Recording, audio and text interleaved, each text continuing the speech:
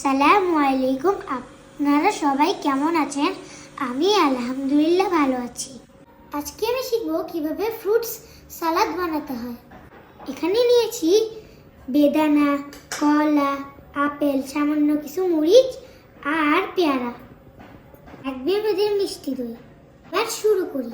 এখন সবগুলো ফ্রুটস দিয়ে দিই।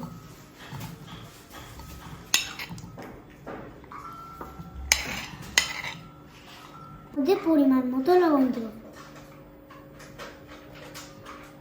ওরা সবগুলো ফ্রুটস একসাথে মিশিয়ে নেব। দিয়ে দেব। আপনারা চাইলে টক দইও ব্যবহার করতে পারবেন। আর ফ্রুটসগুলো মিশিয়ে নেব। ফ্রুট সালাদ বানানো শেষ।